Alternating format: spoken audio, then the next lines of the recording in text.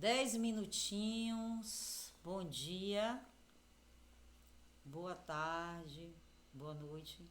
Eu não sei que horas esse vídeo ele vai te encontrar, né? Mas eu espero que ele te encontre. Porque foi isso que Cristo veio fazer. Ele veio nos achar, né? Ele veio nos achar. Então, quando a gente olha para o alto, porque é do alto que vem o nosso socorro, e a gente se lembra que existe um Deus que criou todas as coisas, né? Disse: haja e ouve, haja isso e ouve isso.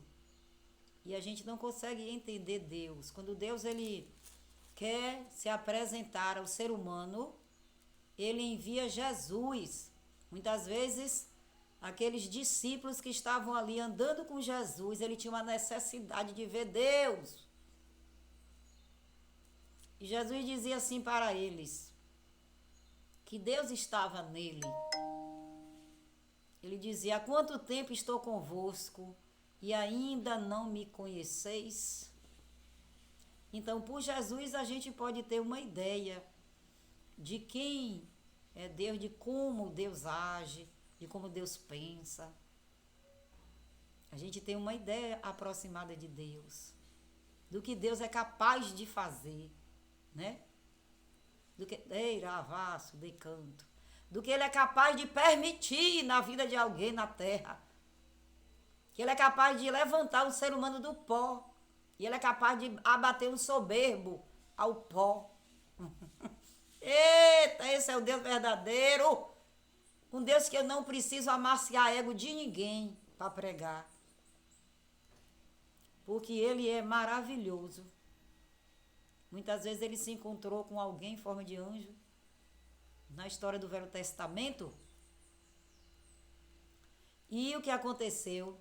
Alguns perguntaram: como é o seu nome? E ele falou: meu nome é maravilhoso. Que coisa linda, porque ele é maravilhoso. Tudo que ele faz é maravilhoso. É verdade. Se ele nos abençoa nos dando algo, ele é maravilhoso. Se ele nos abençoa tirando até algo, ele é maravilhoso. Porque em tudo ele tem um projeto. Em tudo. Então eu quero que você, que está aí do outro lado, veja o Deus vivo, como ele é, e não como muitos falsos profetas têm feito você acreditar. Chegam aí e dizem: ah, Deus vai fazer isso na sua vida hoje. E a coisa nunca acontece, porque não é hoje. É quando você crê no Senhor Jesus. É quando você busca o Senhor Jesus. É quando você se humilha, quer dizer, contando o seu problema para Ele. Se prostrando diante dEle. E não precisa nem ser nos templos, feito por mãos humanas, cheio de muita gente, que às vezes é até folha e não fruto. Jesus é tão maravilhoso que ele tirou toda a barreira para você buscar ele. E sabe o que Jesus falou? Entra no teu quarto, fecha a tua porta e ora em secreto, porque eu escuto o humilde. Não importa onde o humilde está. Porque o soberbo, ele pode até estar nos púlpitos pregando, vestido de pastor, de missionária, de pastor, é do que for. Mas é um soberbo, vai pregar, mas nem vai ter. Mas o humilde pode nem ser um pregador, nem ser até uma missionária, né? Nem um pastor, nem uma pastora. Mas se apenas ele crer e dobrar o seu joelho, ainda que seja ali no quartinho dele, não importa. No quartinho, quarto quer dizer lugar de intimidade. Ele vai receber do grande. Ele vai receber aquilo que ele crê. Porque Deus, ele ama os humildes. Quem são os humildes? Aqueles que sabem que são necessitados de Jesus.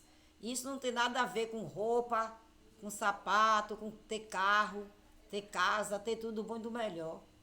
Não é? Um rico pode ser uma pessoa humilde. Que ele busca a Jesus e tudo que ele tem, ele dá glória a Deus. E uma pessoa, né? Até, eu digo assim, que não tenha muitos bens materiais, que eu nem gosto de usar o nome pobre. Eu nem gosto. Né? Pessoas que não têm muitos bens materiais, têm um saláriozinho, uma casinha. Pode até não ser tão humilde, né? Fica se achando, acho que não tem nem necessidade de Deus. Mas Deus nos convoca. Vinde a mim todos que estáis cansados, sobrecarregados, eu vos aliviarei. E esse cansaço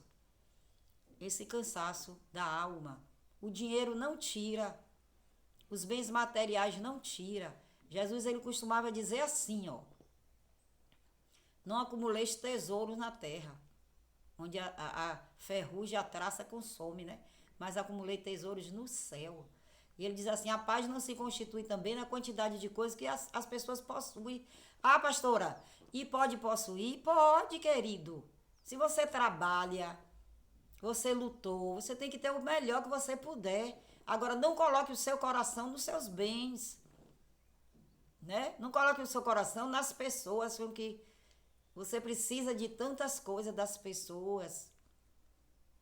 Coloque o seu coração em Jesus, que é fonte inesgotável das águas purificadoras, das águas vivas, não é? E para isso você precisa conhecer a palavra de Deus. Mas você não pode conhecer a palavra de Deus com falso profeta lhe ensinando, porque a palavra de Deus, aravaço de canto. A palavra de Deus vai dizer que um cego guiando o outro, os dois vão cair no mesmo buraco. Você precisa conhecer a palavra de Deus com as pessoas que pregam a verdade, que conhecem a verdade e que têm intimidade com Deus, que têm experiências com Deus. E sabe que Deus, Ele é Deus, Ele é o Senhor. E na minha e na sua vida é como Ele quer. Não é como eu quero. Eu posso projetar alguma coisa. Não, eu vou projetar assim, que vai ser assim, que vai ser assado. Deus entra em cena e muda o quadro. Porque talvez ali eu não o busquei.